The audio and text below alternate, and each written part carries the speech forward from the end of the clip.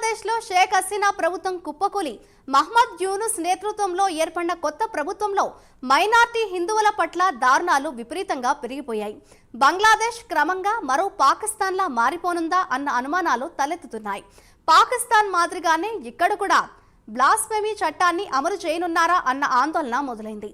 ఓ 15 ఏళ్ల హిందూ యువకుడు కాలేజీ విద్యార్థి ఫేస్బుక్ లో చేసిన పోస్ట్ ను అడ్డుపెట్టుకుని అతన్ని పోలీస్ స్టేషన్లో దారుణంగా చంపేసిన ఘటన బంగ్లాదేశ్లో తీవ్ర దుమారం రేపుతోంది. తాజా ఘటనతో హిందువుల్లో అభద్రతా భావం నెలకొంది. విద్యార్థి దారుణ హత్య గురించి మరింత సమాచారం తెలుసుకుందాం.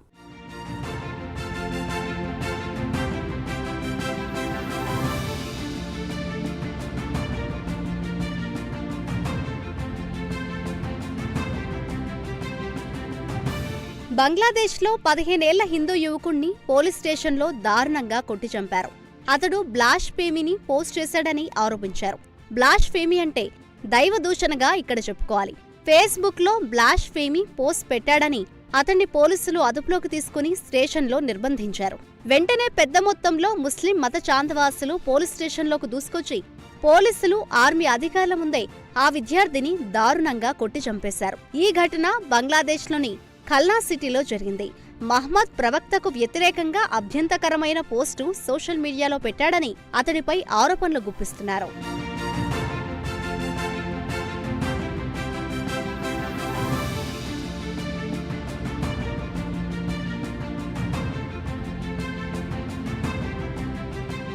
బంగ్లాదేశ్ మైనార్టీ మానవ హక్కుల సంఘం సమాచారం మేరకు ఉత్సవ్ మండోల్ కాలేజీ విద్యార్థి బుధవారం రాత్రి పోలీసులు అతన్ని అదుపులోకి తీసుకుని పోలీస్ స్టేషన్ కు తరలించారు. వెంటనే మత ఛాందసవాదుల గుంపు పోలీస్ స్టేషన్లోకి చొరబడి చితకబాదారని ఆర్మీ అధికారులు చోద్యం చూశారే తప్ప జోక్యం చేసుకోలేదని బంగ్లాదేశ్ మానవ హక్కుల సంఘం ఆరోపిస్తోంది. ఇది ఖచ్చితంగా మానవ హక్కుల ఉల్లంఘనే అని వారు అంటున్నారు. చట్ట ప్రకారం వారిపై చర్యలు తీసుకోవాలని మైనార్టీలు డిమాండ్ చేస్తున్నారు.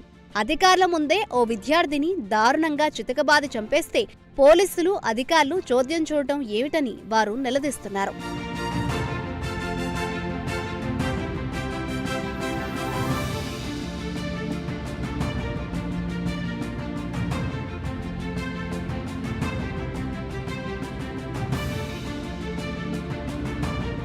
ఇక అసలు విషయానికొస్తే బుధవారం రాత్రి 11:45 స్థానిక మదర్సాకు చెందిన విద్యార్థులు ఉత్సవ్ను పోలీస్ స్టేషన్కు తీసుకొచ్చారు. అతడు మహమ్మద్ ప్రవక్తకు వ్యతిరేకంగా ఫేస్బుక్ లో అభ్యంతరకరమైన పోస్ట్ పెట్టాడని ఆరోపించారు. వెంటనే ఆ వార్త నగరం మొత్తం దావానంలా వ్యాపించింది. ఉన్న విద్యార్థులకు తోడు మరికొంతమంది విద్యార్థులు తోడయ్యారు. దీంతో ఇమాం అసోసియేషన్ సభ్యులు పెద్ద ఎత్తున పోలీస్ స్టేషన్ వెలుపల గుమిగూడారు. టీనేజర్ పై కఠిన చర్యలు తీసుకోవాలని డిమాండ్ చేశారు. ఇదిలా ఉండగా Khulna metropolitan police deputy commissioner Saud Mohammad Tajul Islam మాత్రం విద్యార్థులు మండోల్ను ఇస్లామిక్ చట్టం ప్రకారం శిక్షించాలని డిమాండ్ చేశారని, దాని అర్థం ఉరితీయాలని డిమాండ్ చేశారని అన్నారు.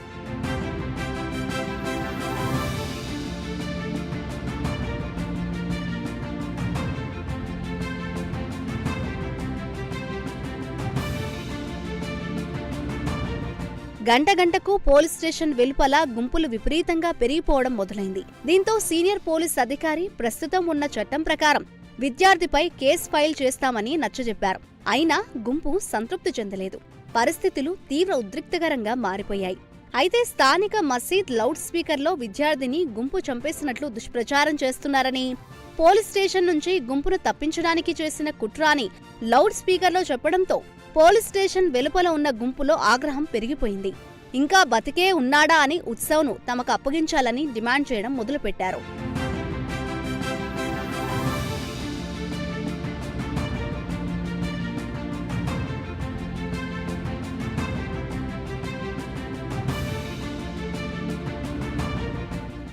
గంటకు గుంపులు విపరీతంగా పెరిగిపోవడంతో వారిని అడ్డుకోవడం పోలీసులకు ఇబ్బందికరంగా మారింది. పోలీస్ స్టేషన్లో ఆర్మీ, నేవీ సిబ్బంది ఉన్న గుంపు పోలీస్ స్టేషన్లోకి చొచ్చుకువచ్చి ఉత్సవ్ మండోల్పై దాడి చేయడం ప్రారంభించారు. రక్తపు మడుగులో ఉన్న ఉత్సవ్ వీడియోలు సోషల్ మీడియాలో హల్చల్ చేస్తున్నాయి. పోలీసులు మండోల్పై బ్లాస్ఫెమీ కేసు ఫైల్ చేశారు. అయితే తాత్కాలిక ప్రభుత్వ సలహాదారుడు మహమ్మద్ యూనుస్ మాత్రం బంగ్లాదేశ్లో హిందువులు సురక్షితంగా ఉన్నారని సన్నాయి నొక్కులు నొక్కుతున్నారు. ఇటీవల ఆయన పీటీఐకి ఇచ్చిన ఇంటర్వ్యూలో హిందువులపై జరుగుతున్న దాడులను గోరంతలను కొండంతలుగా చేసి చూపిస్తున్నారని మండిపడ్డారు. బంగ్లాదేశ్లో మైనార్టీలపై జరుగుతున్న దాడుల గురించి ప్రస్తావిస్తూ ఇవి మతపరమైన దాడులు కావని, రాజకీయపరమైన దాడులని చెప్పారు. ఇటీవల పదవి నుంచి దిగిపోయిన షేక్ హసీనాకు హిందువులు మద్దతు తెలపడమే దీనికి కారణమని చెప్పుకొచ్చారు.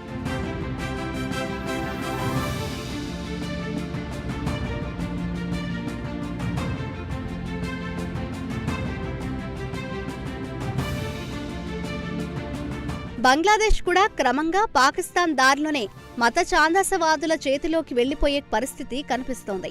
పాకిస్తాన్లో హిందువుల ఆస్తులు కాజేయాలనుకున్నా లేదా వారిపై ఉన్న ద్వేషంతో వారిపై బ్లాస్ఫేమీ ఆరోపణలు గుప్పిస్తున్నారు. ఉదాహరణకు వారి ఇంటి ముందు ఖురాన్లోని ఓ పేజీ పడేసి ఖురాన్ను అపవిత్రం చేశారని పెద్ద ఎత్తున ప్రచారం చేసి వారి ఇంటిని కాల్చి వారిని చంపేసే వరకు నిద్రపోరు. ఇటీవల కాలంలో పాక్లో హిందువులు, క్రిస్టియన్లపై బ్లాస్ఫేమీ దాడులు పెరిగిపోయాయి. శ్రీలంక అధికారిని పాకిస్తాన్లో దైవదూషణ పేరుతో పెట్రోల్ పోసి హత్య చేసిన విషయం తెలిసిందే. ఇక బంగ్లా తాత్కాలిక చీఫ్ మహ్మద్ యూనుస్ ఇటీవల ఉగ్రవాదులతో చేతులు కలుపుతున్నారు. వారికి దగ్గరవుతున్నారు. జైల్లో ఉన్న మిలిటెంట్లను విడుదల చేస్తున్నారు. ఇవన్నీ పరిగణలోకి తీసుకుంటే అక్కడ పరిస్థితులు మాత్రం మైనార్టీలకు అనుకూలంగా లేవనేవి స్పష్టమవుతోంది.